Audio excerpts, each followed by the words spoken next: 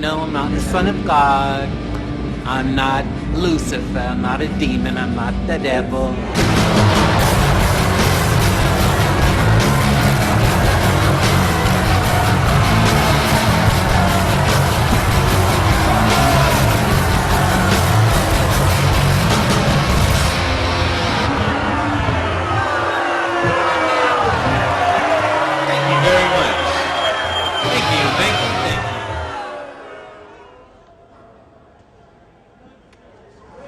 Do it, it's no good. I can't believe it, all these years, finally get away from this shit. So good luck with your life, man. And don't be calling my house and shit talking about this and that and that, because I see you coming to sabotage shit. You're a sellout, I'm telling you that, and I hope I never have to see your ass again.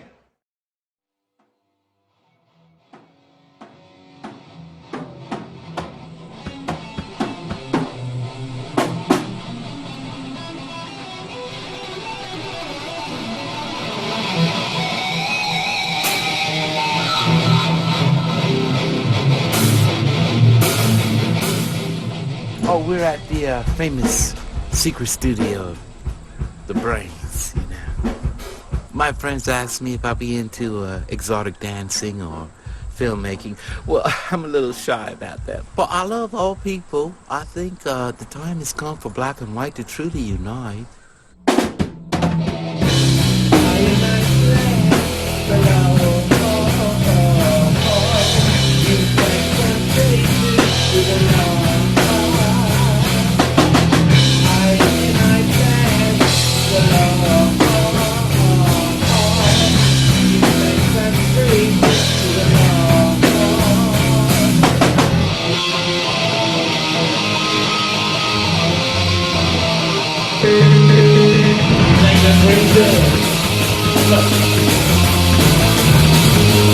Hold on. Okay, let's try it again. If I'm an expert at anything, it's lining up those songs. For many concerts, many years I've done that, many records, and just had an idea about it. I know how them shit should drop, man. You should drop that shit like this, brass. Right now it's a little sporadic, you know? Well, we're getting ready to build a new empire, baby. We're gonna take those sweet young children, teach them a better way, starting right now.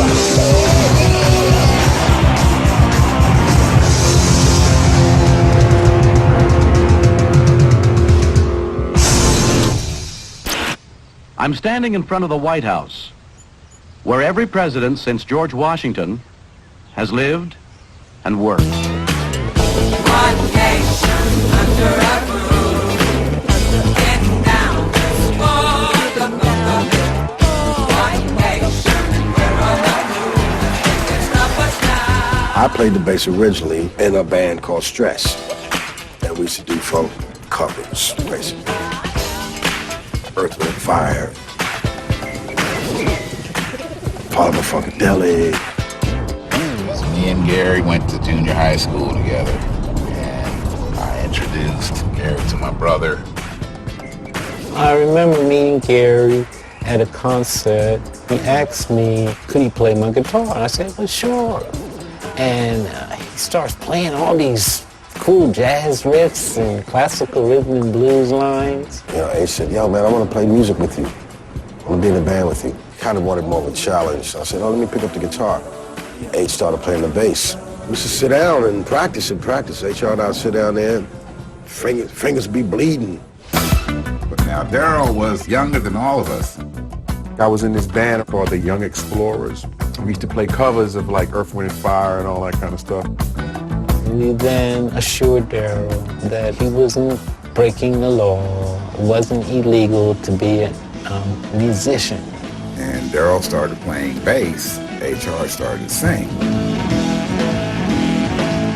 Try to play like what we were listening to, you know, Turn to Forever, all this jazz fusion stuff. Chick Corea and Stanley Clarke, George Duke and all those cats.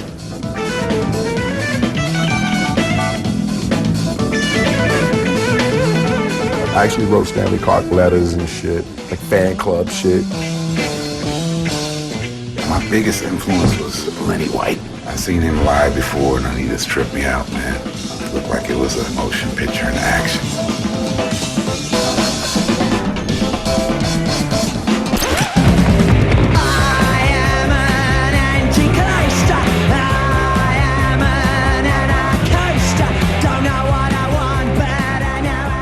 I saw a PBS special and they were highlighting the new wave out of London. I think the first band I saw was the Sex Pistols and the Damned. That was the shit. That was the new thing for me. I went and bought all the albums, and I took it to Daryl with the same enthusiasm, man. You gotta hear this stuff, man. It's, you know, it's gonna drive you crazy, man, but you're gonna love it. Sid hipped us to this band called the Dead Boys.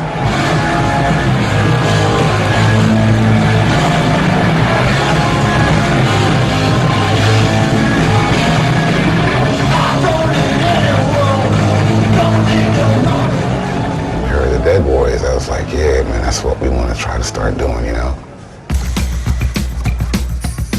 We were called Mind Power. And then I found this Ramon song. Bad Brains was like Mind Power was the same thing. But Bad Brains reminded me of like your brain being up in the refrigerator, like rotting and some shit. So to switch over from punk, Mind Power, and Bad Brain to go, that's what I thought was cool. It was the summer of 1979. Word was that there was an all-black punk rock band in Washington, D.C. Never seen one of those before. And they're local? Well, we gotta check that out. We were walking down to the bayou to see the Damned. And here comes this opening band, the Bad Brains. We all went up to the front and had our minds completely blown. We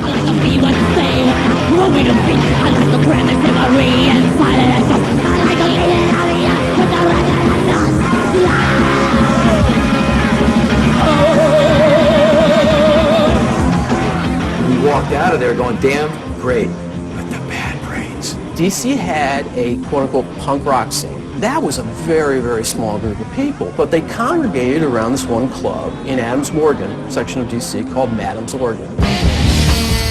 At Madam's Oregon, I remember standing in front of the Bad Brains one night with HR so close I could smell his breath.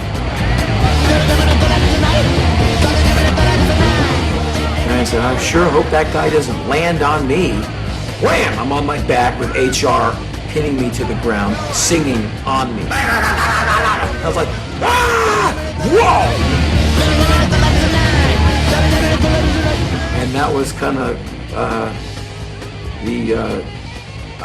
the start of my life.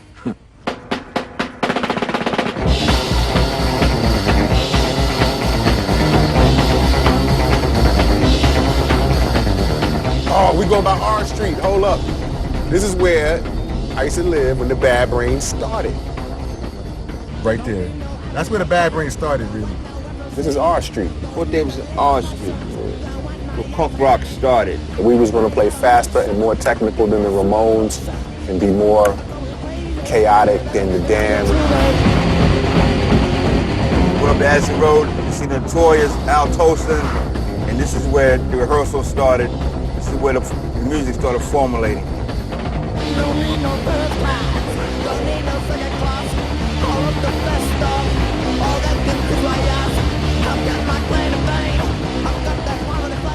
The glue that hooked us all up was Alfred Alvarez. We could go over there on Tuesdays and Thursdays in the evening for 3 or 4 hours and jam, because his mother would go and play bingo. Well, you on some Fred Sanford up in this motherfucker, man. I'm sorry to see the spot like this, man. No, man, gosh. Look, Fuck. the fire department ripped the whole Man, it house. looked like the whole place has been on Ripped. fire. 2-alarm fire. Came and kicked everything. Look, I have nothing.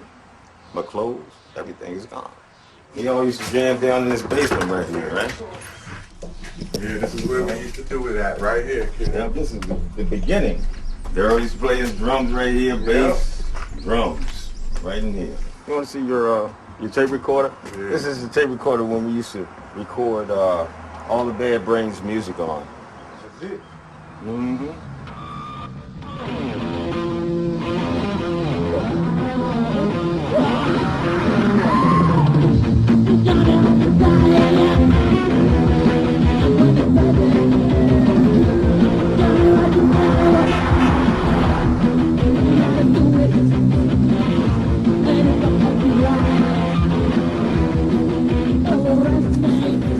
Yeah, that's pretty. I've never seen that. All that like brick, all that shit written on it. Yeah, that's, I've had that for years. Yeah, that's what I'm saying. That was over 10 years, probably. My son and I would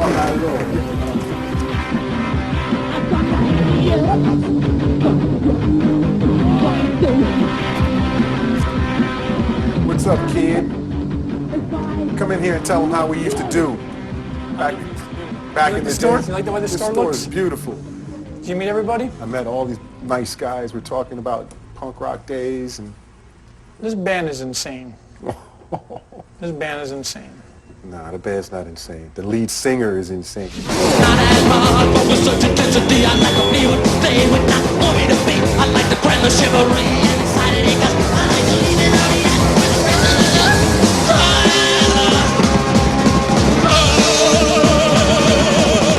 One of the most incredible things about Bad Brains, which I'd never seen before, was the fact that from the first measure of the first song, HR's in the audience. HR's singing to people. HR's pulling people on stage. I mean, the audience became as much a part of the show as the band.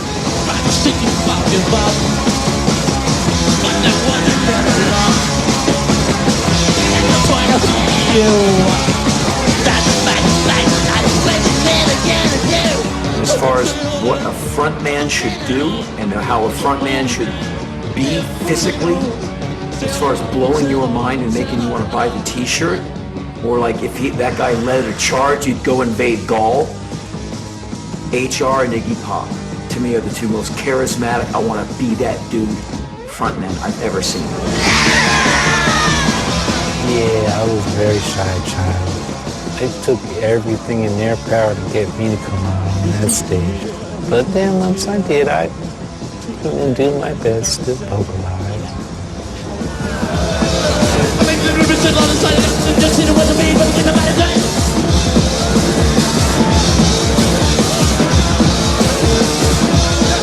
I can remember being just a little bit jealous because everybody was like, oh my God, you have to see this front man. He's the greatest thing you've ever seen. You know, he's the wildest guy in the world. He does backflips off the stage.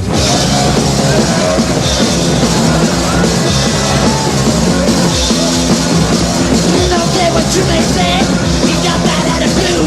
Don't care what you may do, we got that attitude. We got that feeling. We got that feeling.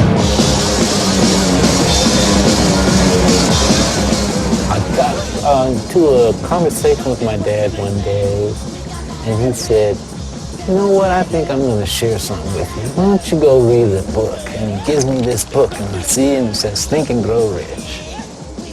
And it made sense, you know, to stay positive, not to worry.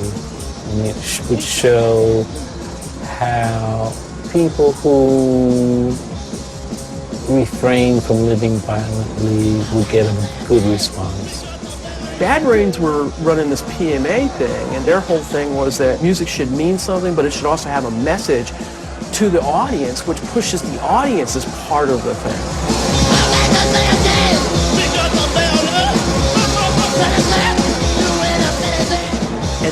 enormous effect on us. Have a positive mental attitude. Go out there and do what you have to do and make it work.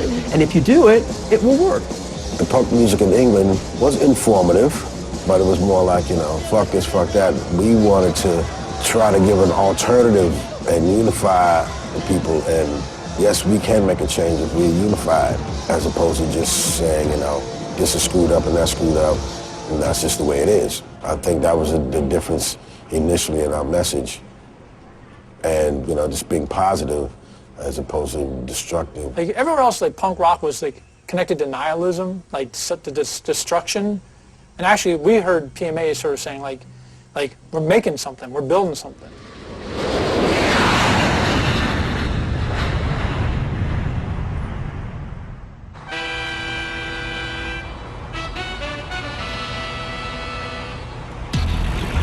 Lights, camera, action.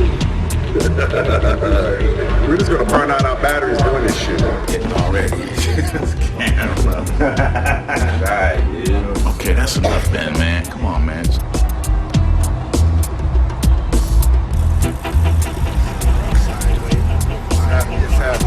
What's happening? Yes. Buffy St. Marie. Buffy St. Marie. County, he's like a hippie almost. He still has a sweet hippie type of approach to this. Uncle Sam had collected from smallpox disease dying soldiers that day, and the tribes were wiped out and the history books censored.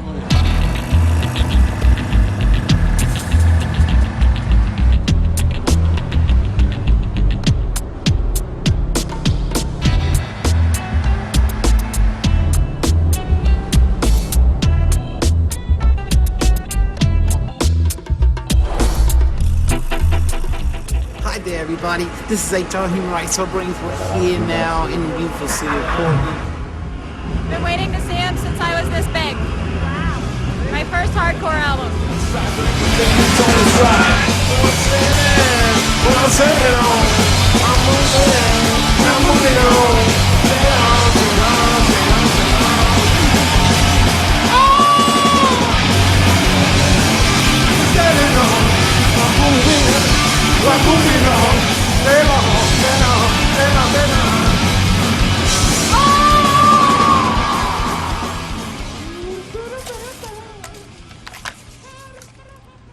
Where's a joint?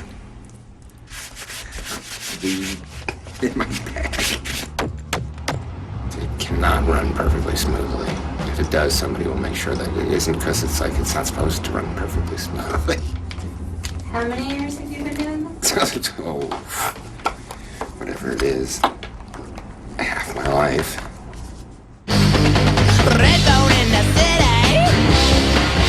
By August of 1979, the band had recorded the demo session that became the Black Dots album.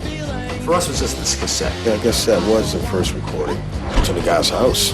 One of the bedrooms was where all the equipment was. I think Earl did the drums in the basement, put my amplifier in the bathroom, and Daryl's amplifier in the other bedroom. And you hear me say, "Can you hold it for a second? Can you hold it for a second?" Because I was doing an overdub in the basement, so I had to yell upstairs, "Hold up, I'm not ready, I got a tune."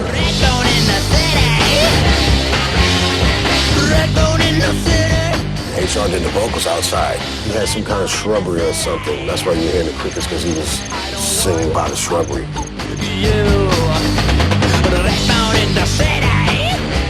The record was never a record in those days. It was just a cassette.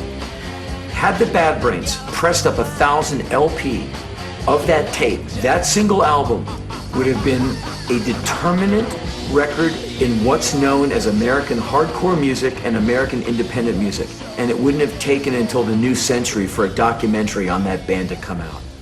Now, you started out in D.C. and you were there for several years before you made the move to New York. And what made you move? DC's for politicians and restaurant owners, really.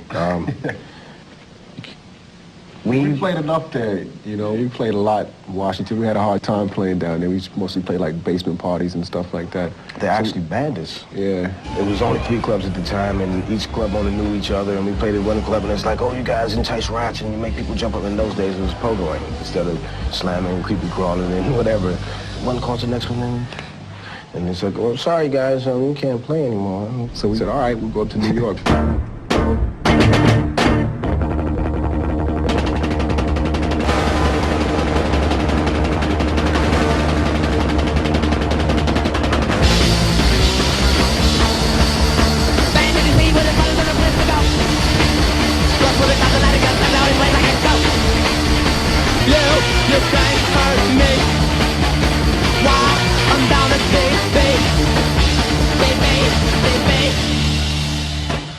I remember seeing the Bad Brains not having a clue what they were doing. I mean, there was jumping around, fast. So we're watching it, we were digging it, but we just had never seen anything like it. They were light years ahead of anybody playing on the local scene. They were skilled, they were original, they were monster musicians.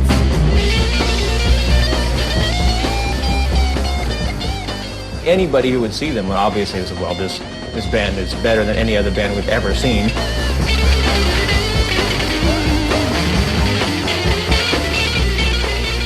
In those early shows, you know, to be like a club the size of this room with like 10 people in the audience. Not even the size of this room. It was like a couple of shows we started to realize how incredible they were. We had to go play the great CBGBs. I remember getting off the Holland Tunnel and coming up Canal Street and turning on the Bowery, and oh, there it is.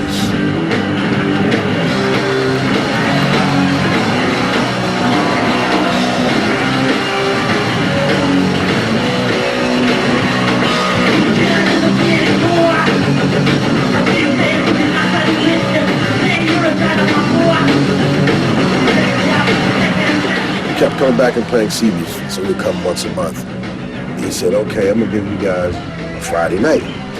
So Friday night at CB's, it don't get no bigger than that.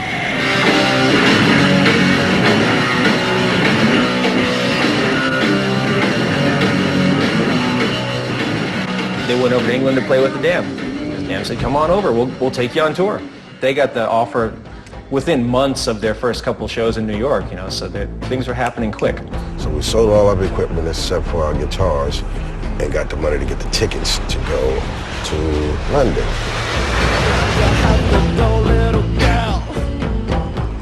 Little did we know, there was a small money detail called working papers. Captain Sensible standing there with a couple thousand, pounds and saying, they don't have any money? Fine, here's money. They're coming on tour with us, here's the money. They have money, they can come in the country. As soon as you let them in the country, they have money. That's not an issue. They're not vagrants, they can come in here. They got all these spray-painted suits and they're trying to pass themselves off as tourists. The local constabulary at the time didn't like the way they looked. And we were all sitting in some room in the airport waiting for the next flight out. They took our passports, caught the flight to England, caught the next flight back. Come to find out, our guitars had gotten stolen in JFK. They never even got on the plane. So we had literally nothing. We got back to New York. We actually had to panhandle to get the money to catch a train to get back. Back in New York, they had no money, lived on corn chips and beer, and played on borrowed equipment. No fun. But bass player Darryl just became more determined than ever. It got hard for me. I didn't, after all of that, but I had to still be strong and say, well, this is what I'm all about. Because this is what I want to do. And that's what I'm going to do, no matter what. We all lived on $5 a day for, I don't know, 6 months. And we had to use the old brain there because we would hang out in Washington Square Park, and that was the days when they used to sell loose joints for $1. So we was like, we better get us $5 here and go buy us a bag and roll up some joints. Then we would take that, turn that into $15. Because we lived on the east side, we started selling the joints at Tompkins Square Park. Had to get $15 out of that $5 because you had to go buy the next bag, and then we had to have $5 to buy food.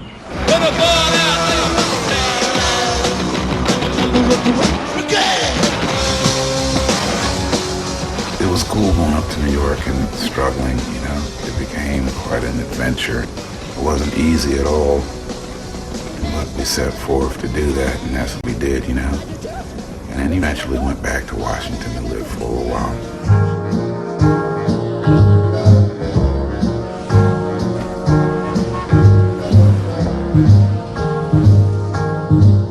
I've got you under my skin. I was a restaurant owner that had a lot of celebrity patrons. Deep in the heart of me, so deep in my heart. I had a waiter named Pierre who was a communist, self-confessed communist, that said that he was doing a film with he and his buddies. Would I be interested in helping finance it? And I watched it. It was this awful film. And I was, you know, getting a headache, but they had filmed the Bad Brains at Max's Kansas City.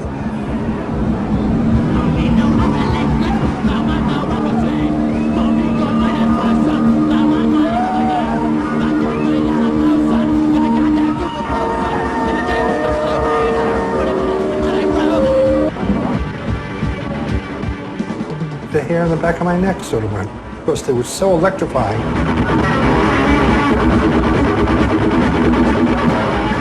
He invited us to dinner. You know, we had no money in those times.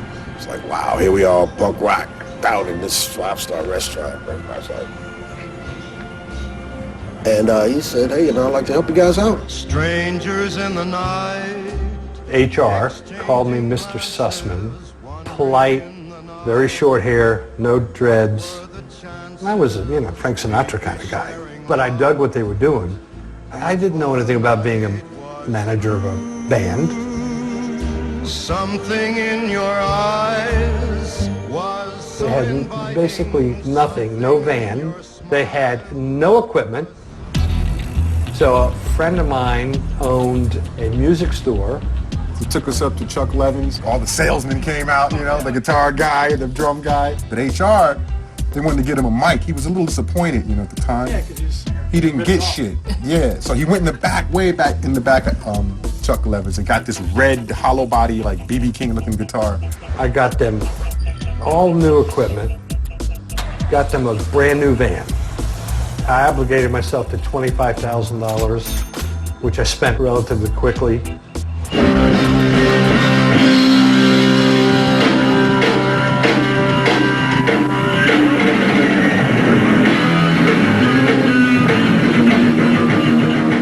Maybe the second or third time we played, my equipment got stolen.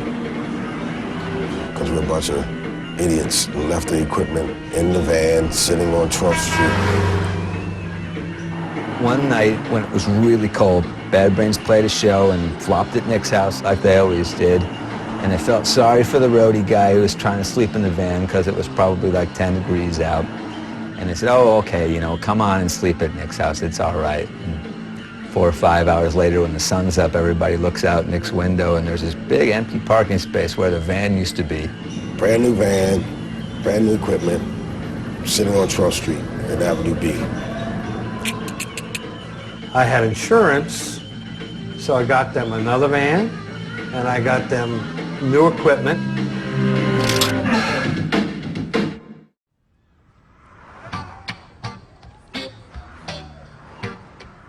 God bless you. We find your peace often improvable. God bless you for coming to the show tonight. God bless your days for coming in and you're going out. God bless your mama and your papa and your uncles and your aunts and your aunts. God bless your grannies and your grandmas. God bless your mother and your father and your brothers and sisters. God bless your beautiful souls. And God bless your children's souls. And God bless your nice soul. The youth are getting restless. The youth are getting restless. The youth are getting restless. Yeah, yeah. A 16-year-old girl don't drop out of school. I said she's tired of being a fool.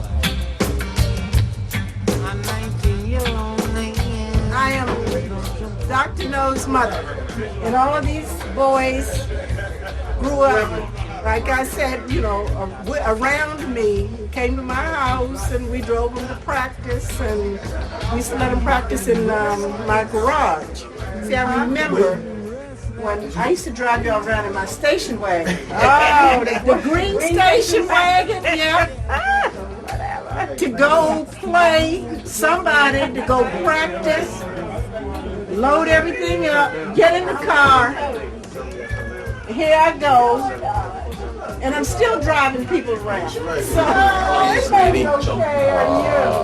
How are you? Come on. I'm still growing. I have to get on my kid. I'm fine. I feel like I'm still growing when I see you.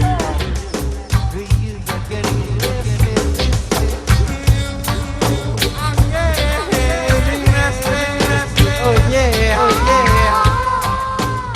1980 is when we saw Bob Marley.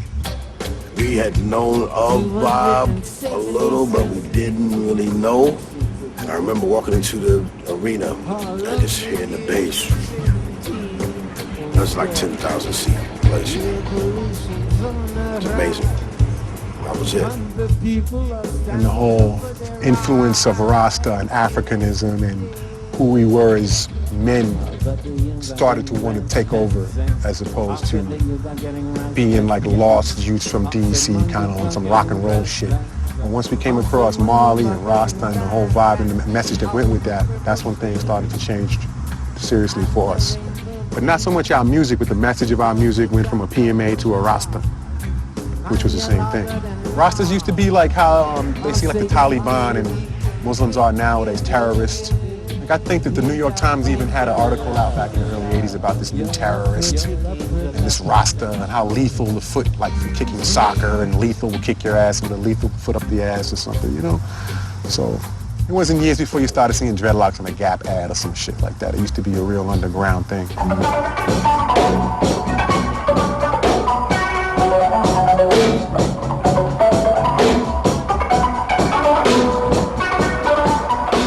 A friend of mine who was in the restaurant business owned this really groovy house in the backwoods of Virginia. So I got the Bad Brains to live there. So we would just sit out there and just play music all the time, 24 hours a day, and it sits back in the woods and no other houses around. It's perfect, you know. We could just play. We literally played music all the time, loud, and never had any complaints because there were no neighbors.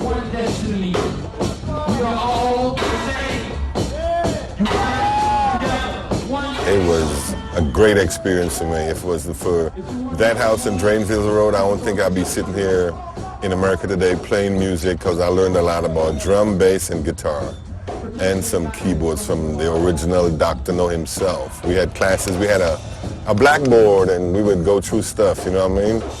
Do, re, mi, fa, sol, la, ti, do scales, and augmented and diminished, and sharps and flats, and all that type of stuff we did. And we cooked a lot of beans and rice, and smoked a lot of weed, and played from 6 in the evening till 6 in the morning. And there was a haze of marijuana in the house at all times. The farmhouse was perfect. They could grow their marijuana, they could smoke their marijuana, they could play, they wouldn't bother anybody. The neighbors weren't appreciative of having 4 black punkers living on their land. And I never put that together until it was too late. The old local cops there got wind of a bunch of black brothers back here, back in the woods over here. We were coming home from the music store. Pull up in the driveway, all excited, taking out the gear, you know. Going in the house, setting it up. All of a sudden, Babylon just come in on us, you know. Kick the door in. On the floor, blah, blah, blah, blah. Just so happened that particular day, we had the new equipment. So they think that we got some kind of fencing thing going on, like, oh, we stole the equipment. And it's like, where's the guns? You know, Rasta gotta have guns and pounds of weed. They ain't finding no guns, they ain't finding all these pounds of weed and all that, none of that bullshit, you know. When it became obvious that it really was a black-white thing that they wanted to get rid of, then it all went away, nobody got charged, nobody went to jail.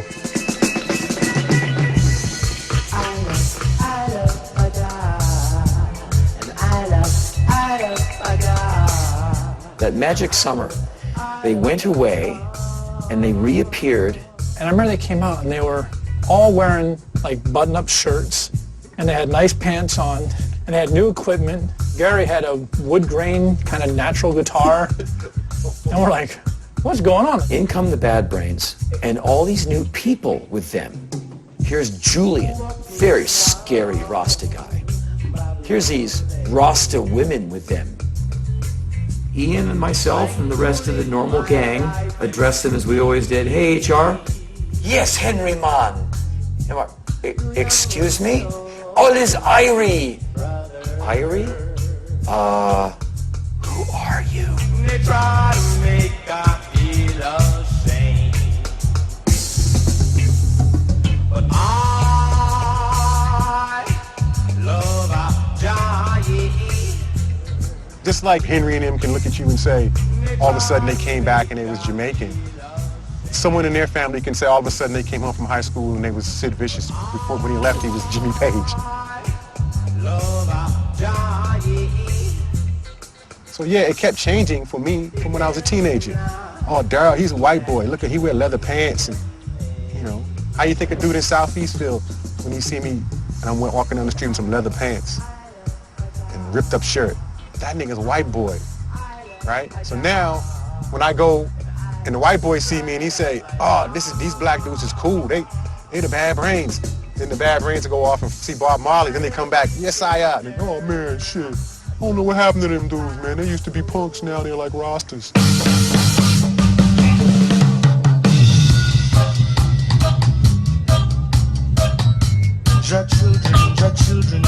There's a vein of spirituality running through your music and your lyrics.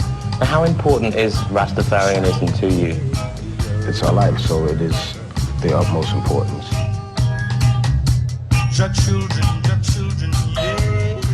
It turned a lot of people off, but I think it also gave some people, it empowered other people.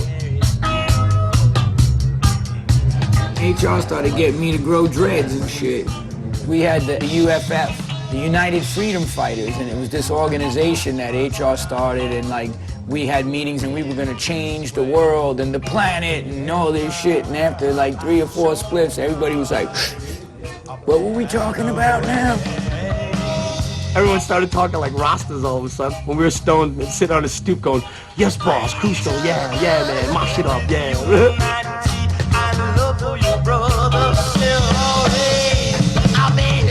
But to me, I loved it. When they played dub, like it actually balanced out the whole show, because to just go and listen to most hardcore bands, after about like 7 songs, you're kind of like, you're kind of like your ears get burned out. But the way that they were able to play like 3 hardcore songs and then like settle into like a dub track, kind of like soothe the audience just long enough until they'd hit them again with more hardcore.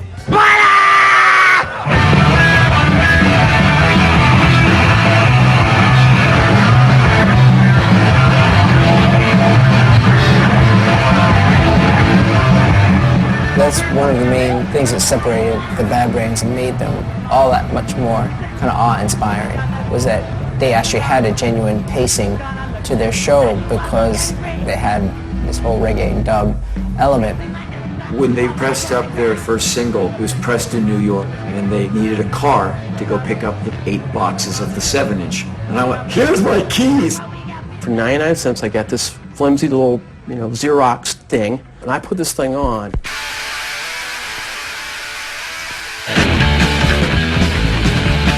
I thought it must be a 33 RPM single, and I'm going, got it on 45, there's something wrong. Stopped it, put it on 33, and then I was like, okay, this sounds a little bit more right, but then the vocal came in, it was totally wrong.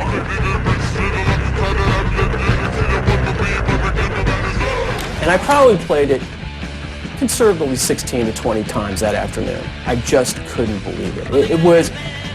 It flew in the face of everything I'd ever learned about being a rock musician, and in a good way. The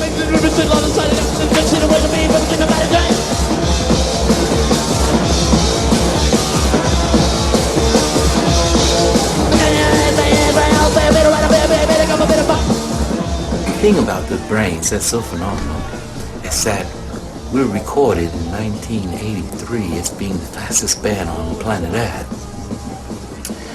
Shortly after that, we got on the Guinness Book of World Records. It was unlike anything I'd ever heard before. It was faster, it was more raw, it was more powerful than anything I'd ever listened to before. Those guys were such amazing musicians. Most Sussman wanted them to sell out and play pop music. That's why when the first single came out, it was Pay to Come and Stay Close to Me on the other side. Stay close to me. Most Sussman wanted to push them as a pop group. That's how talented they were. For people to think this is all they could have done, that's not the truth. They could have sold out and played pop music and sold millions of records. Their heart was in punk, and that's why they chose the punk route. Because if you look at that single, it's like there's the two paths they could have taken. If they had taken it one more step, they could have been much more important than they are now. Unless, of course, they're important because they did the opposite. Maybe if they sold out, which everyone was accusing me of trying to do with the Bad Brains, maybe they wouldn't have become important.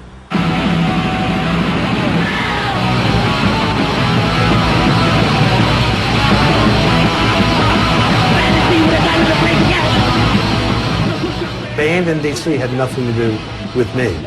Band in D.C. had to do with the fact that club owners wouldn't let them play because of HR's 50 to 100 person guest list. We relocated to New York and began promoting our own events. And we were just gutted. We couldn't believe they were going to move to New York because it was just such a Washington band. Like, it was like that was our world. We would have stayed here, what would have happened? We could have signed a Discord and sold 1 million records. You never know. Everyone knew there was something going on, but nobody knew what to do with it.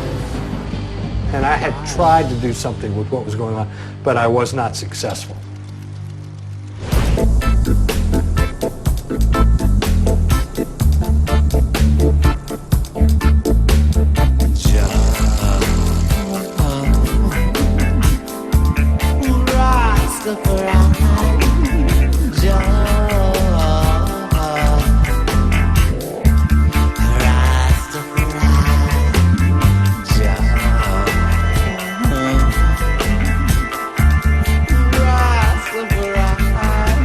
To me, they embody like the best parts of music, like a philosophy, ideals, roots music, and a place to put your aggression.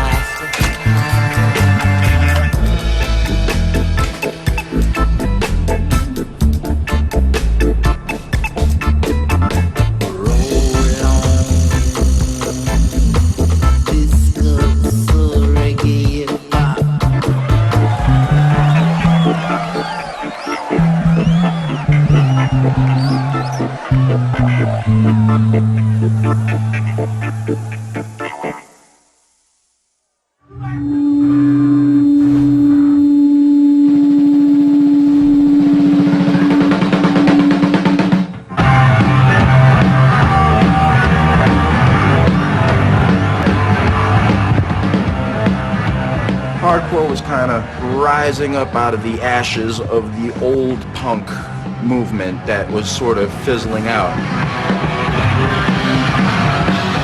The Bad Brains coming up from DC was just a focal point for all these kind of like-minded misfits. They talk the talk and they walk the walk. They were the most benevolent scene leaders I've ever seen. Their entire thing was, again, to be one with the audience, and then they immediately became one with all the bands they played with.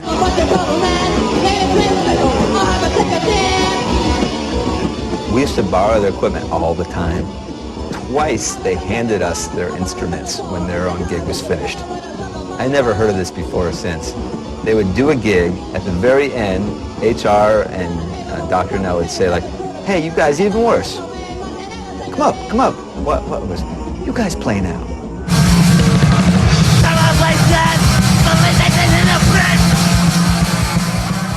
They were one of the biggest musical influences on me, period.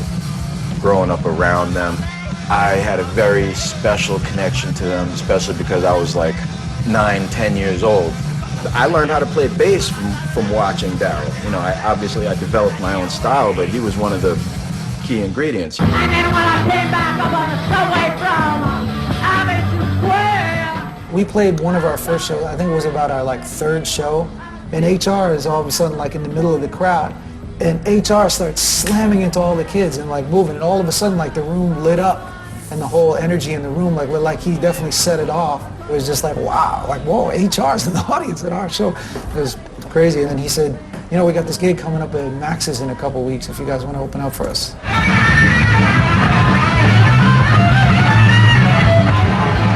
I first saw the Bad Brains in 1981. I got a vibe coming off the stage that I had only felt when I'd seen Jimi Hendrix or the Rolling Stones.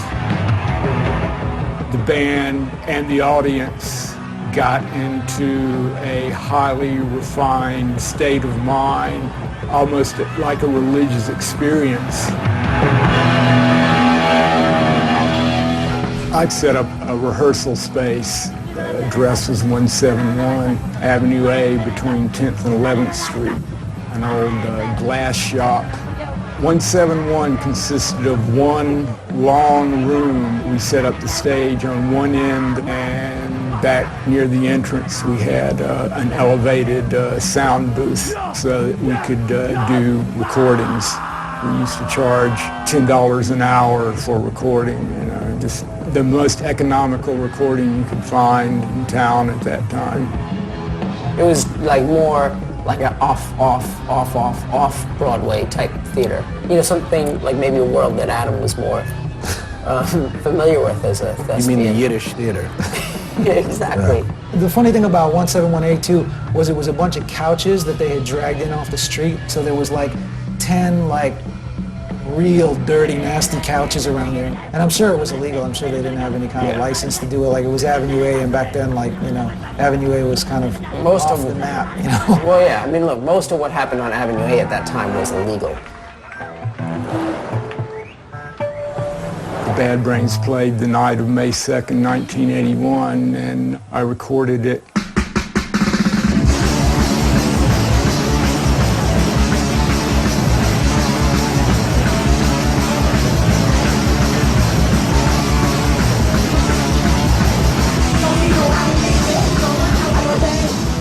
We kind of fell in love with each other. You know, they appreciated the sound I got.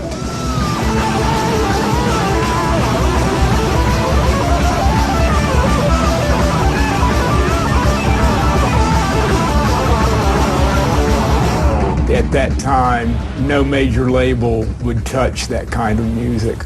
And by the beginning of '82, Roar had issued the tape. Since they came from the Capitol, they chose a cover design that featured the Capitol building in Washington, D.C.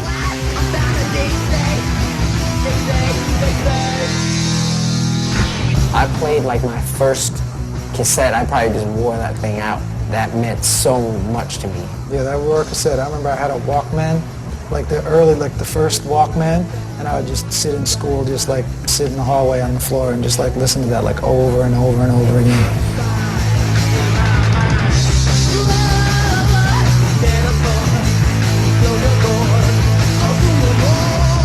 You know, I think that record just captures the way that they sounded live. The amplifiers were all distorting, and the PA was distorting. Everything was kind of like combining together in a certain way. And I think that really got captured in the 4-track.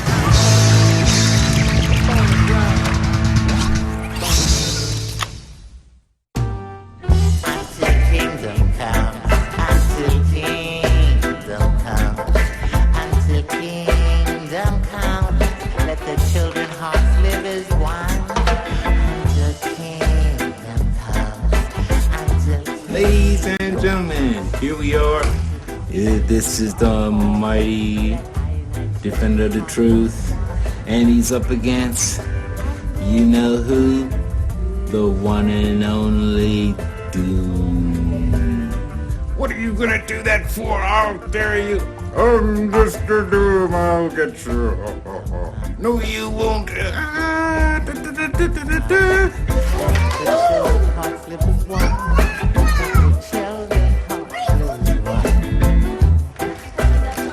As you know, you've got to feed the people.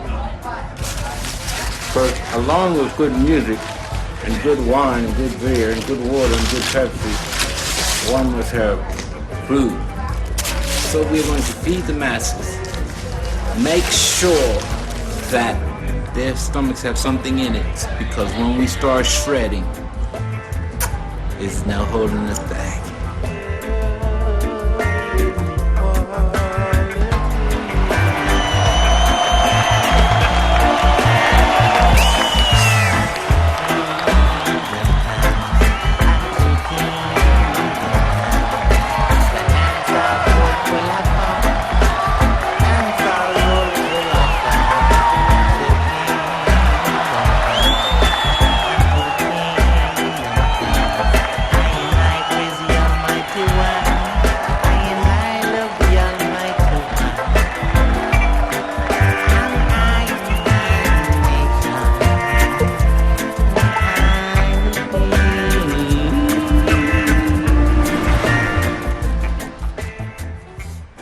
On Monday, March 1st, 1982, the Bad Brains, with their associated roadies, loaded into a van that we had rented from a band called Joey Miserable and the Worms, and set off for California and a number of gigs on the West Coast.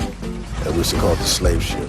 And we were just all in there with the equipment. It was 4, 5, 6, 7 of us. All the people around the land, they wanna get a better man. But what they just don't see, it gotta start. We had to travel straight across country to our first gig in San Francisco. Every place we played, we had a huge response.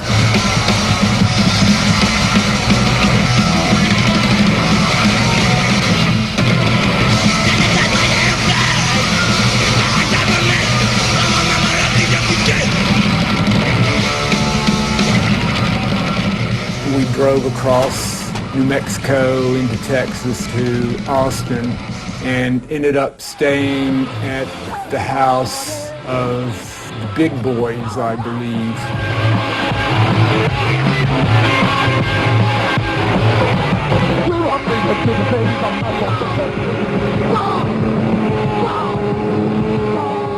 The singer and Big Boys thought HR was absolutely wonderful. And HR at that point was beginning to, he read the Bible a lot. The Big Boys had showed great kindness to the Bad Brains, putting them up in their house. One of the Big Boys had procured a bag of herb, saying, after you receive your pay for the gig, you can pay us back.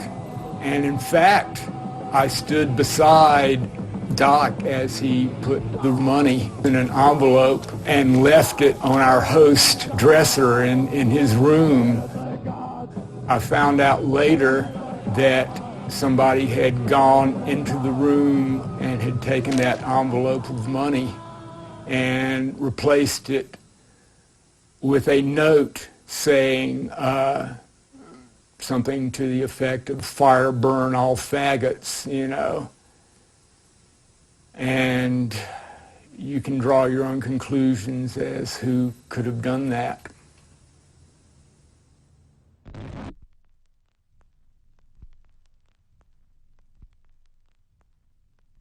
We got the bad rap on that, and that was a racial rap.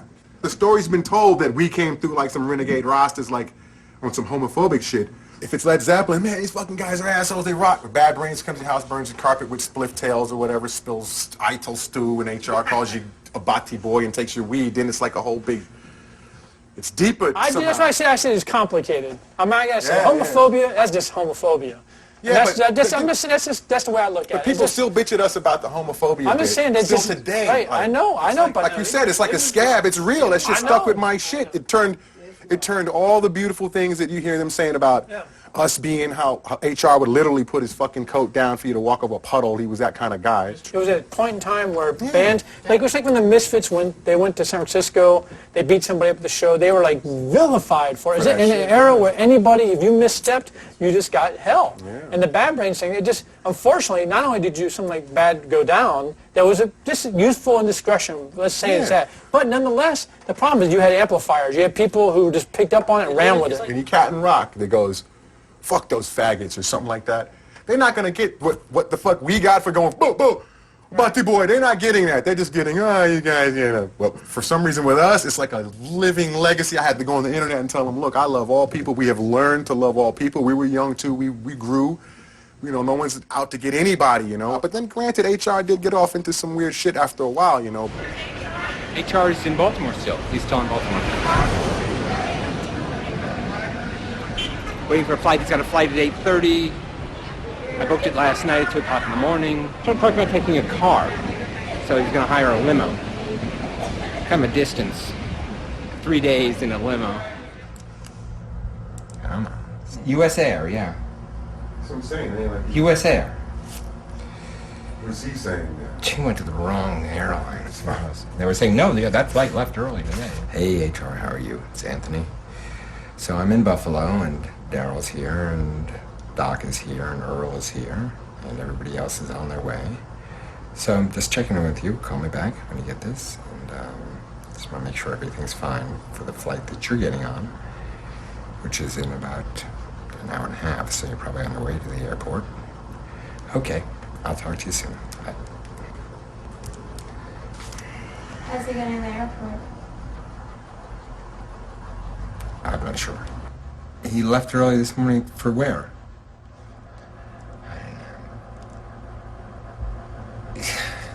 So he's apparently got up this morning and left. Grant has no idea how he left, but he left. Probably in a car. So he's probably just doing that. I mean, I don't know. It's like I'm gonna eat the flights. That sucks.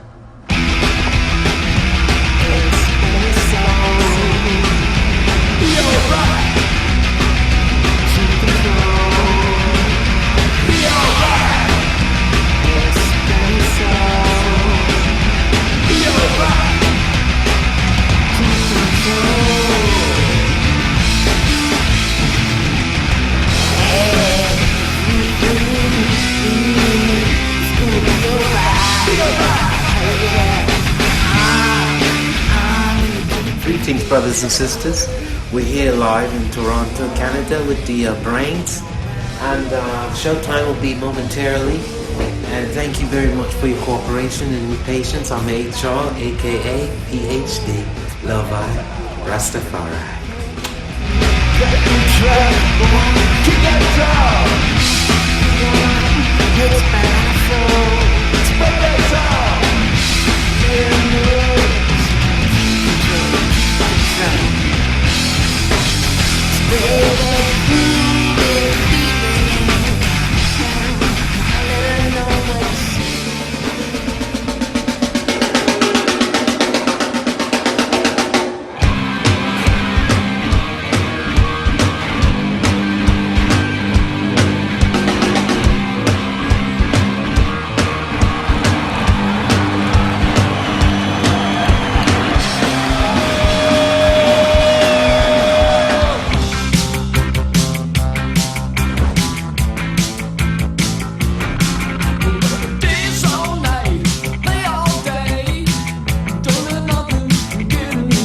Rick Ocasek said he had our raw cassette on his tour bus and would fire him up to go on stage. So he got a hold of us when we played in Boston. I thought it was really cool. I thought it was strange too because I didn't really like his band that much. And I was a punker kid, like I hated the Cars. You know, it was cool to hate the Cars if you're into punk. You know, at that time I was kind of like, I was always looking for things like that. A lot of bands that came through Boston, I would try to get them to come into the studio and, you know, do tracks. You know, like Suicide and Romeo Void and whatever was far away from, like, kind of what I was doing. He was a really nice guy to us and really brought us to a studio and recorded our album. And he was sort of like the rock star coming to bring us into the rock star world of, you know, give us good guitars and shit and take us to places, give us a per diem and all that. Rick was just a sweetheart, you know, very supportive, and he gave me a guitar. That was our first time going into a real proper studio. And we went in there for 3 days and recorded the whole album in 3 days.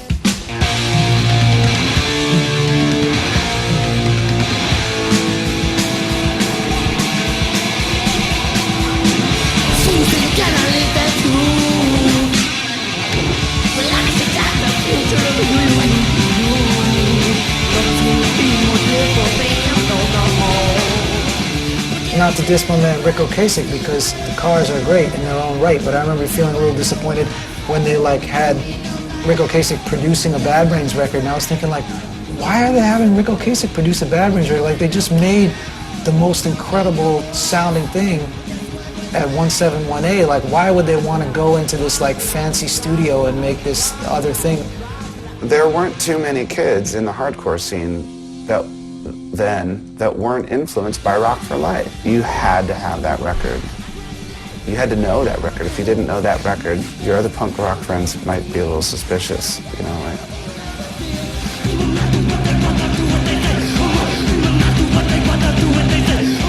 I know every drum lick off of that record, and I have since I was 14. I knew every single one of their songs front to back. And from listening to Earl.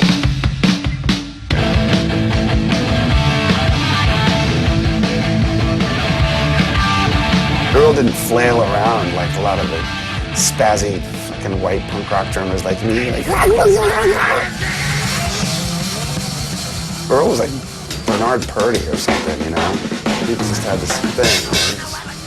He just seemed like it was nothing. Like, whatever.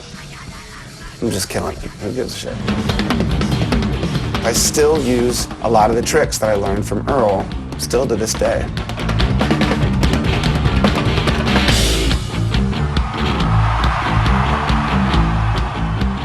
I listen to Nevermind, and there's little fills here and there that I just took from Earl. Listen to How Low Can a Punk Get from that Rap Music for Rap People compilation. And listen to the intro of Smells Like Teen Spirit.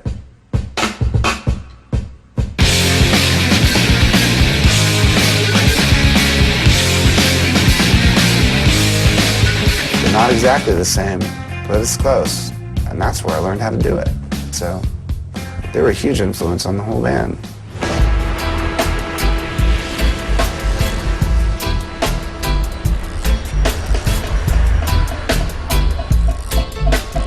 London, England.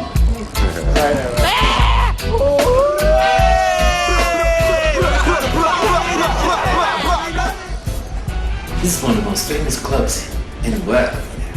Where we'll be performing tonight. I mean, we're talking about a place where brothers and sisters came to see James Brown, Pete Funk, Madonna.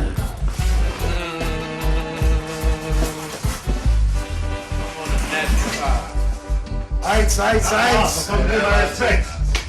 Good to see y'all. What's going on, Doug? Bad Brains tonight. That's about it for me. That's enough for me. Bad Brains, man.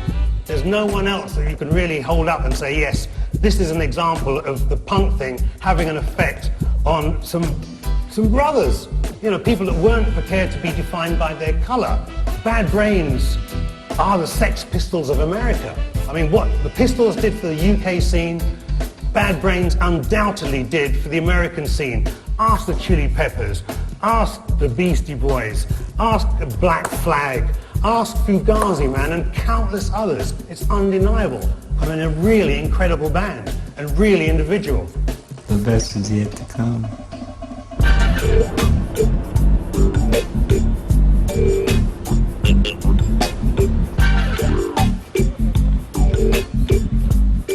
haven't anything to smoke since yesterday. I guess I better get another key.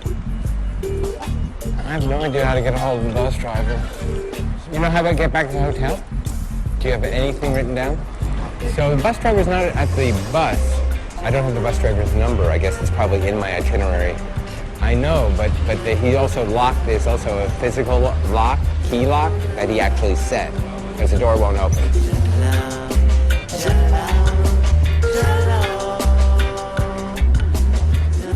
Hi, boys and girls. Hi, everybody. Oh, thank you so much for your patience and cooperation. We'll have the show starting as soon as possible here now in the Netherlands.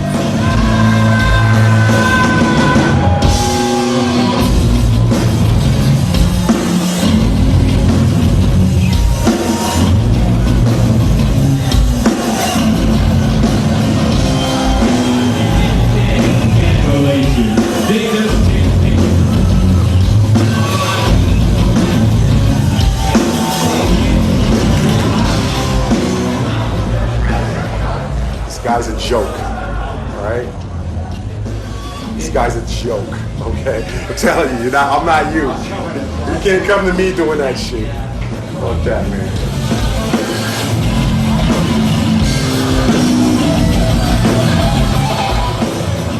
I'm not really focusing on whether someone wants to judge me as being an old man or played out or faded or that type of thing.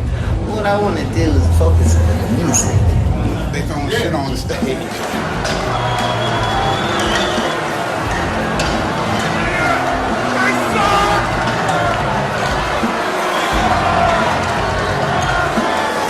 Well, I saw it, John, and it's just a routine now. It's so boring. You can't play last anymore. To another person, it's like, you my God, you bow bring the Almighty door, and we love the brides and this and that. And you hear them from miles away, hours and hours away, talking like that. No way.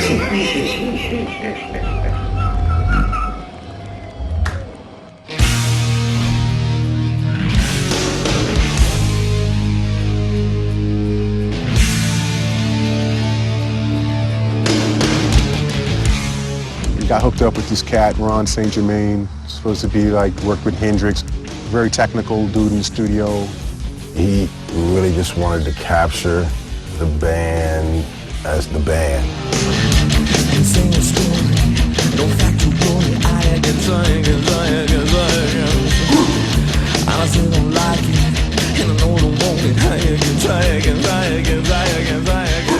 Ron had the idea of going to Longview. It's a great magical situation to come away from the city and go to Springfield, Massachusetts, in the middle of real cow country.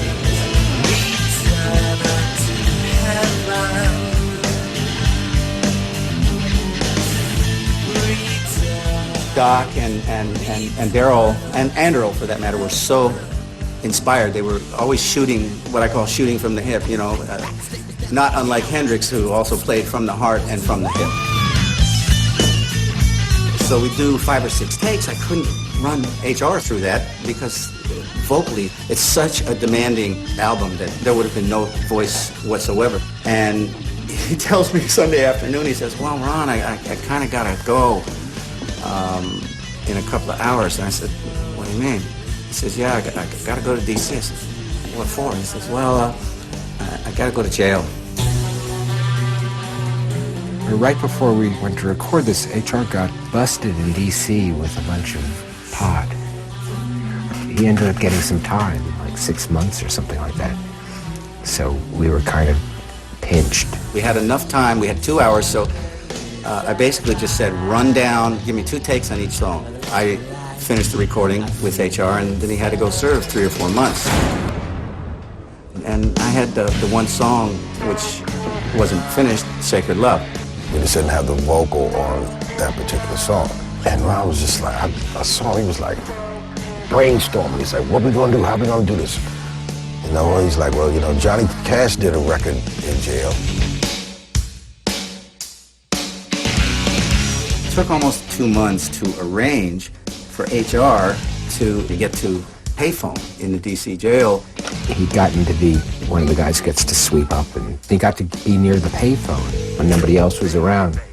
Ron had him unscrew the mouthpiece and hold it up like a microphone and hold the headset part so he wouldn't get feedback. Early on in the session, I can hear he's kind of messing around with something. And I'm saying, HR, what are you doing, man? He says, I'm getting high. The story is, he used to always carry his Bible with him. He used to always open his Bible and he'd clean his herb on the title page. So over the years, this title page is black with resin. He ripped that page out, rolled it up, and sparked it, so he's smoking the Bible.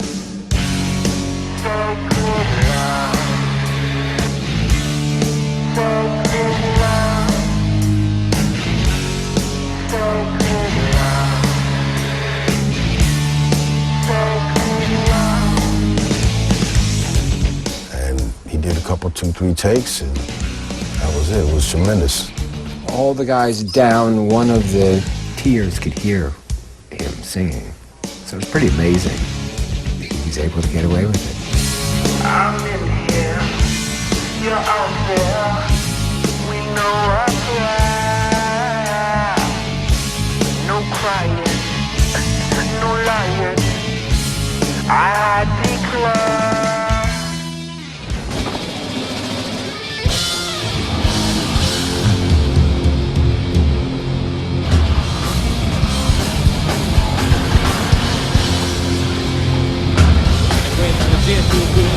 Everybody going on about yourself. For the back of the man, and I understand anyone else good in your wife. That's the line, but I think about the deep about the good. When the back of the man is just We're basically on the west side of New York. First punk show I've ever seen on a boat. Seeing one of the legends of American hardcore, the Bad Brains. Really looking forward to it. These guys are guys, man. in the same old story, no facts of glory. I don't want to rabbi against my I didn't ever listen to punk rock music until I went to my dad's show, and I was like, oh my god, this is amazing. And then I got like really, really into it, and I was like, this is the best band ever. It's like a whole experience, like going there. Like I explained to some of my friends, like, dude, you see the Bad Brains perform, and you're just like blown away.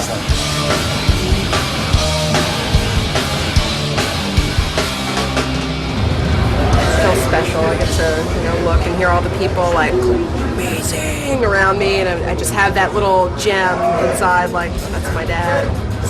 Proud feeling. It's good.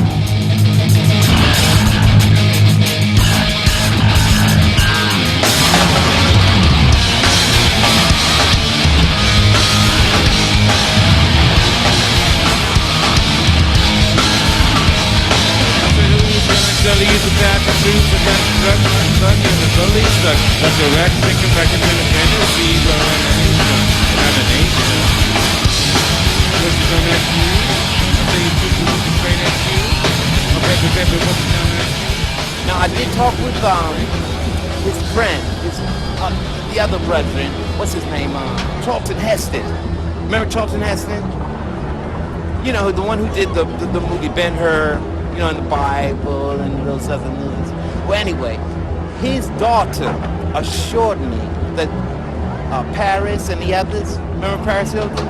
They're going to keep up the good work, okay? So I'll see you later, all right? All right, God bless you. Thanks for coming to the shed. Rastafari.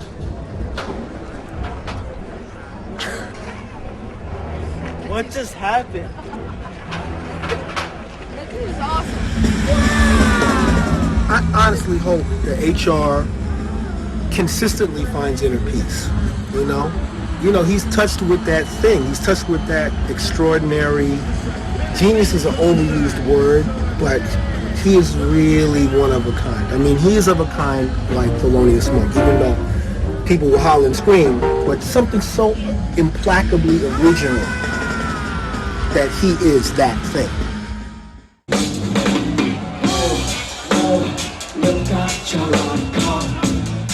Say fire on Babylon and me say oh no, look at Sharon come.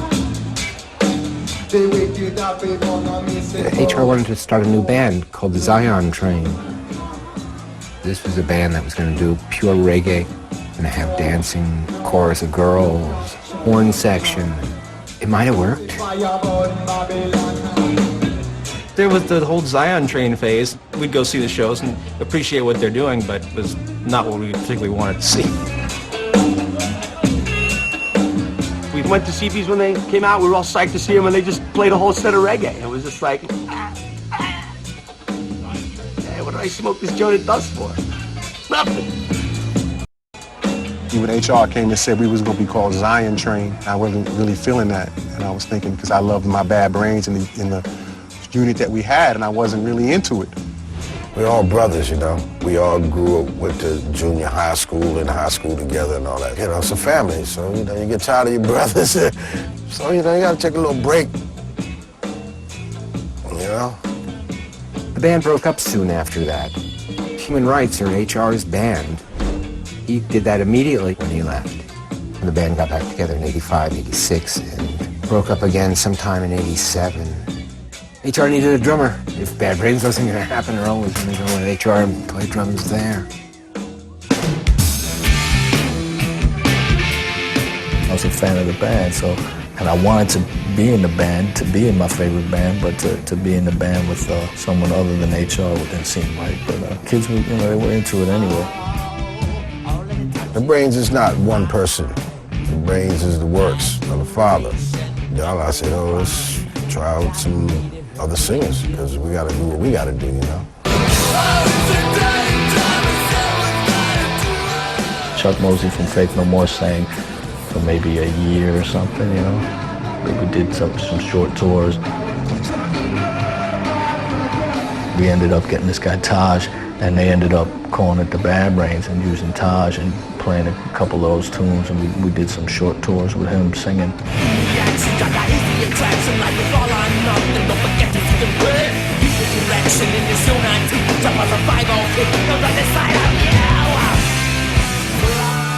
Quickness was recorded with when the band was kind of broken up. Taj was supposed to sing on it, and it just never came together. And right at that point, it always would happen. I mean, HR would probably hear on the grapevine that we were recording a record. So he checked in, like, I hear that you're working on a new record. And Daryl brought him a cassette of the tracks that we'd recorded that had no vocals.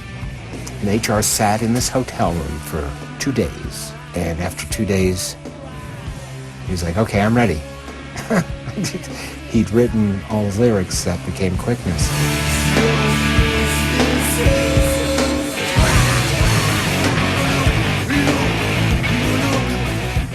We got the band back together and they toured again, and I think he lasted maybe a month again before he decided to go off, and he didn't tour the band again.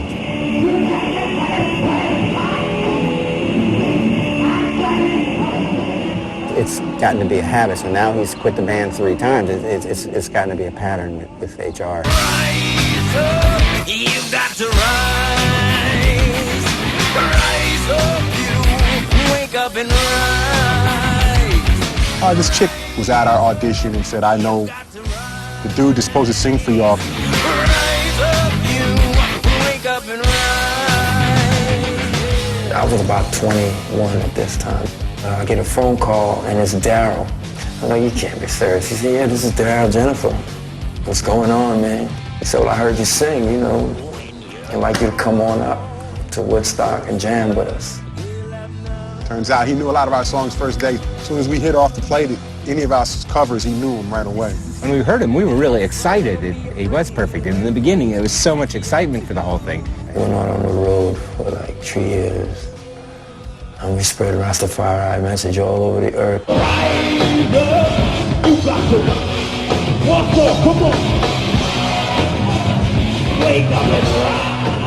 Israel's so easy to work with, so easy to be with, and travel with, and everything about him was just magic that way. He was not HR, but he did a credible job. But, you know, it's like, who can replace Mick Jagger? Who can replace John Lennon?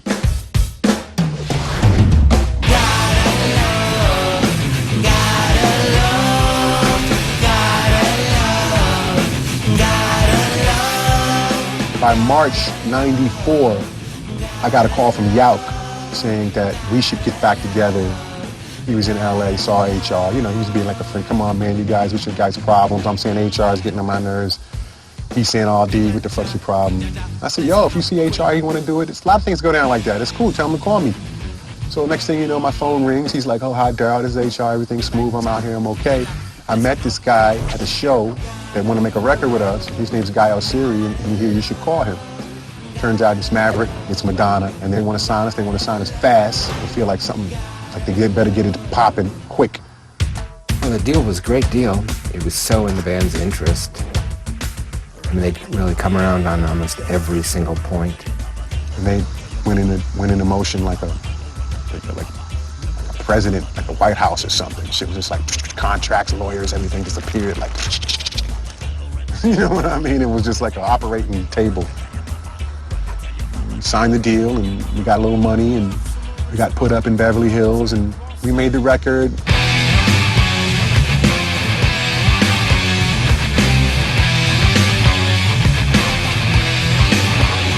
One of my favorite records at that time was the debut Weezer album, which Rick Ocasek produced.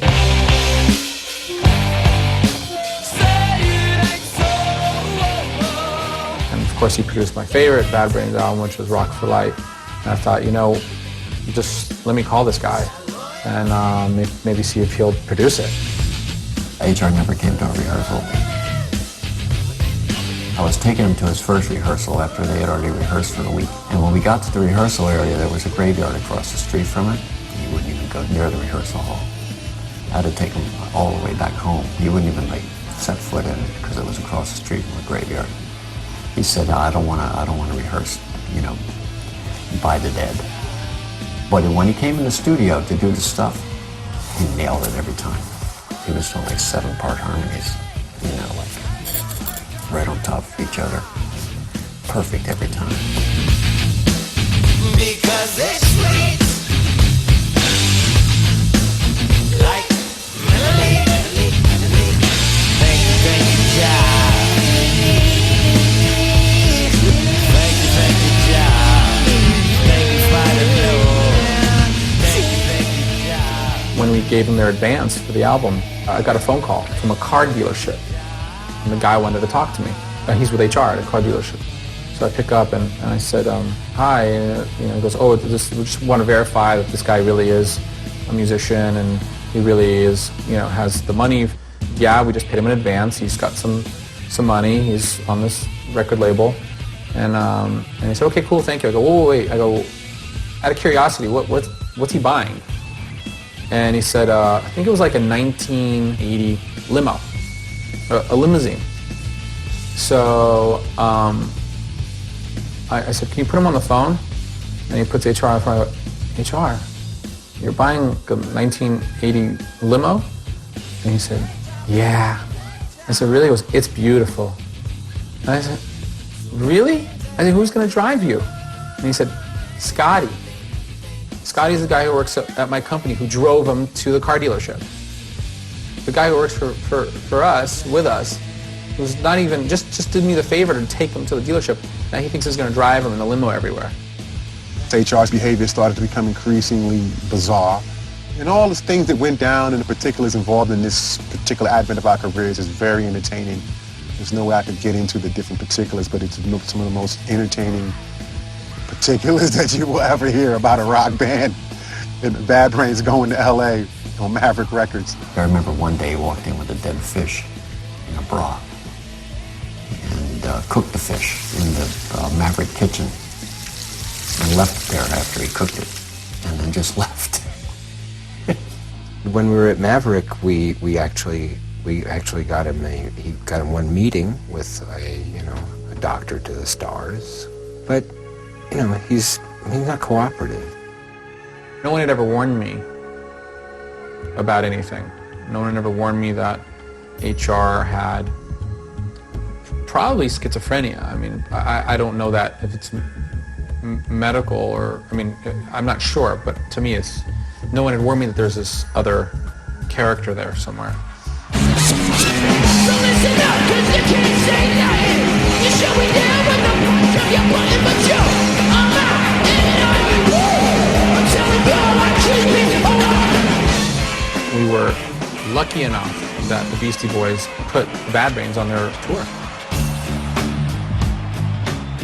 Opening night of the tour, I was there with a colleague and we were waiting for him to go on, and we were basically high-fiving each other. Like, how amazing is this? We're on the Beastie Boy tour. This is going to be, you know, incredible. And we really felt blessed to be part of this. And 5 minutes of waiting turns into 10 minutes of waiting, turns into 30 minutes of waiting. And then we knew something was wrong. HR would not come off the bus. Well, he said that the authorities and the general didn't address him in the correct fashion and the order of the... I'm not even sure what he was talking about. As I was walking him off the bus, he basically started attacking people on the bus.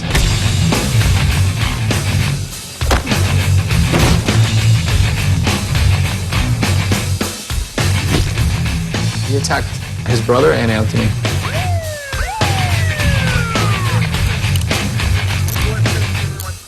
I didn't have to go to the hospital or anything like that. They just kind of take me up. Did you pull your hair out? Yeah, it was pretty intense. He was really intense.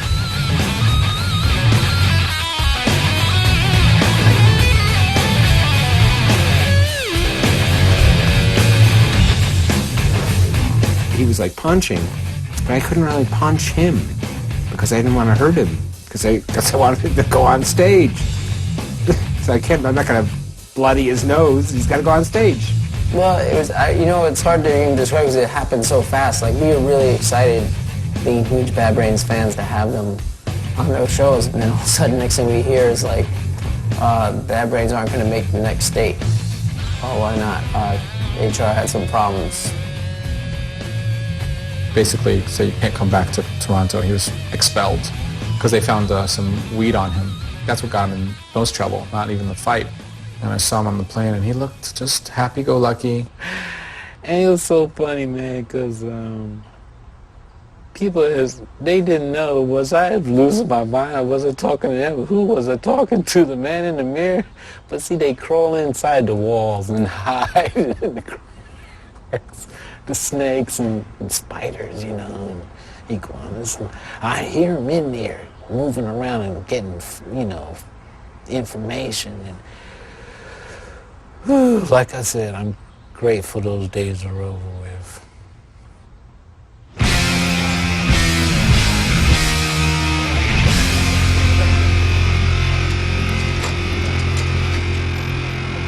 All right, everybody, what's up? Inside.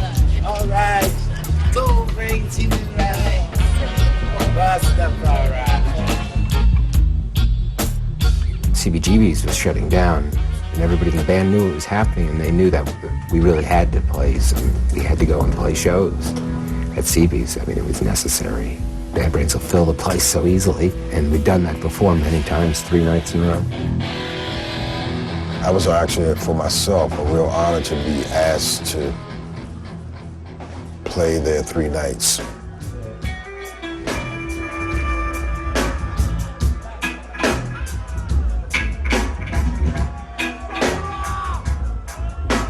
This advent of our careers it's still like a little stressful, a little unpredictable.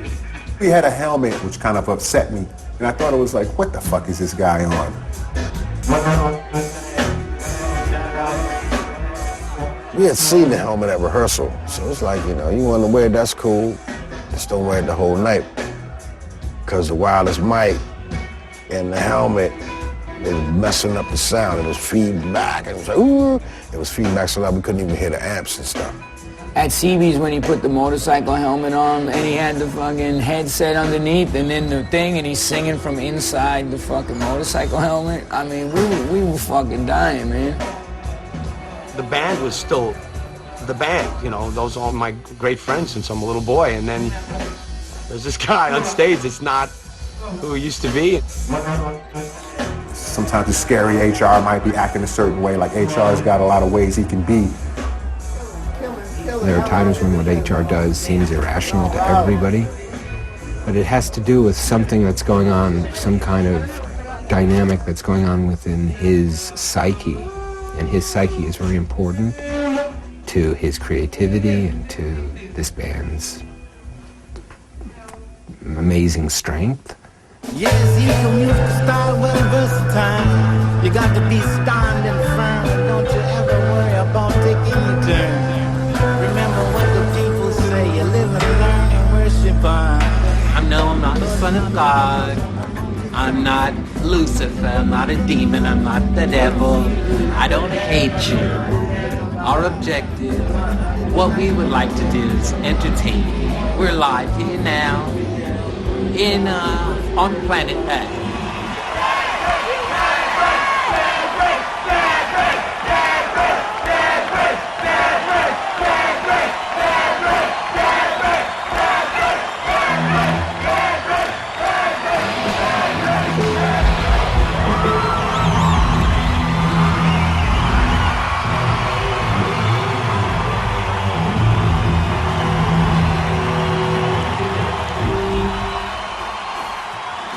Well, I think he was sabotaging shit a lot, and that's what a lot of people seem to think too. I mean, I seen him like almost laughing at the crowd, like, and if you don't want to do it, then don't do it, and don't charge the fans $20 to get in to come to your show. Stay the fuck home. Thank you very much. Thank you. Now, do you want to hear some more music? That's good. Oh, I'm more now. And a sissy and a faggot, okay. Anything else you want to remind us about before we play the next song? No? Okay, thank you. I felt like he was disrespecting the audience.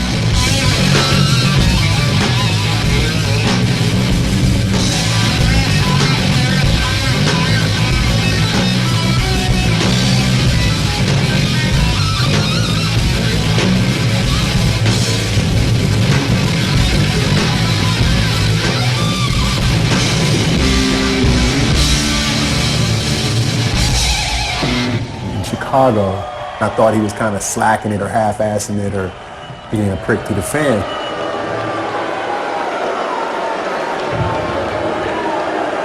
All right. It's very aren't we having a divine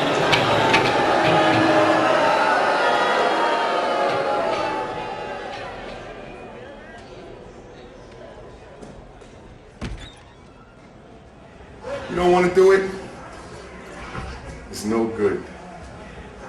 Fuck the cameras, man. This is it. This is it. I can't believe it. All these years, I'm trying to get away from this shit. I gave it my all, man. But you're a saboteur, kid.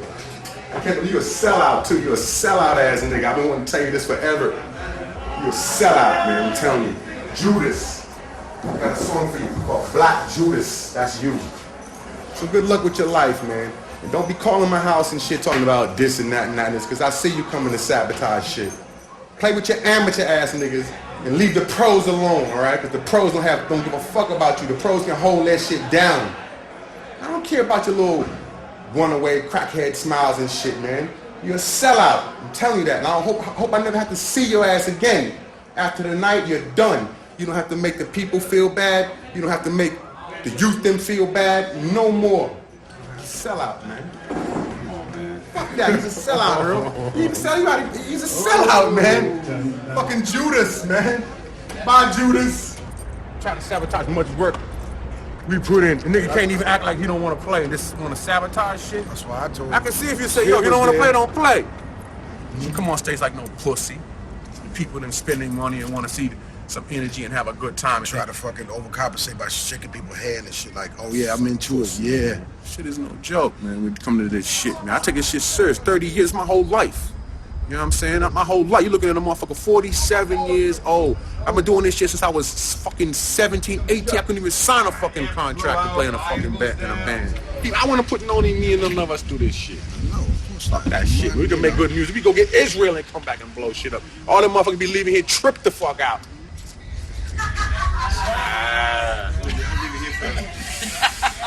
You ever saw underneath the camera on him, right? You ever saw underneath it, right? Judas.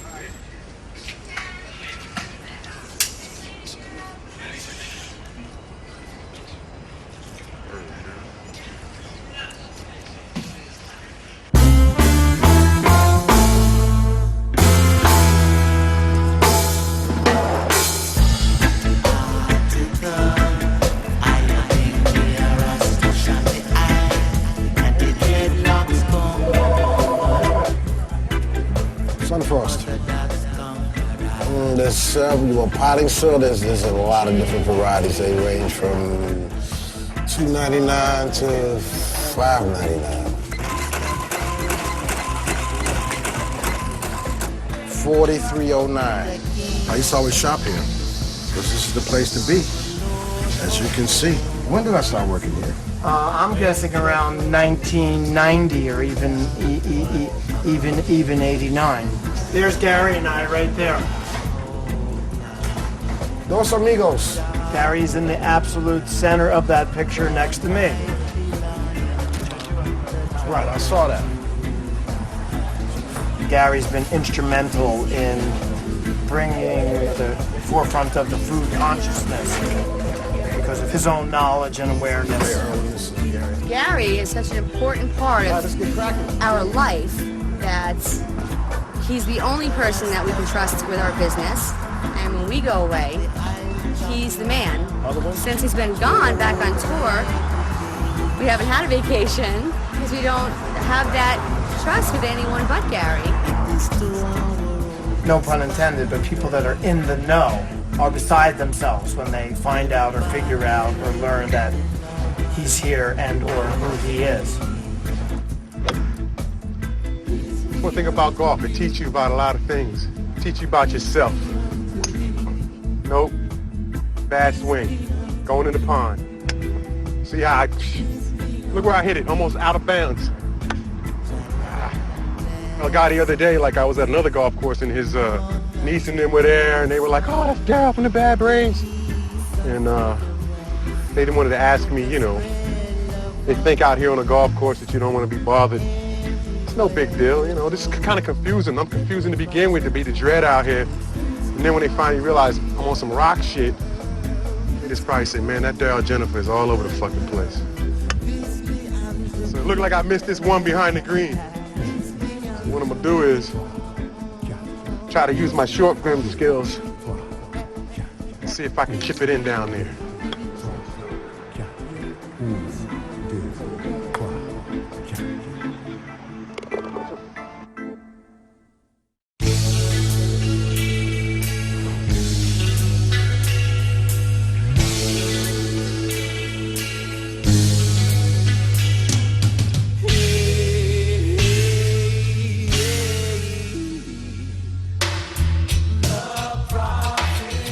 Me and Doc would try to like bring other people into the picture, but Bad Brains Chemistry is the original members. And the music that we made with other cats is good too. You know, it's not that that shit sucks, it's just that it's not Bad Brains. It should have been called other things. Bad Brains is a group of dudes from DC, Maryland that were blessed with the notion to try to be different and be inventive with their music, and actually went as far as to put positive message into the style of music, and also went on to cleave and understand other musics that was positive, like reggae, and also bring that to the same stage at the same time, the same night. And the Bad Brains is like what Bob Marley was being prophetic about in one of his songs. He said, the punky reggae party. It's a punky reggae party, and that's what the Bad Brains is. Are you excited about this movie being made about you? Oh yes, we're excited about all our developments. But as always, what we like to encourage people to remember is it's not what a person can do in violence, but it's what they can do in love.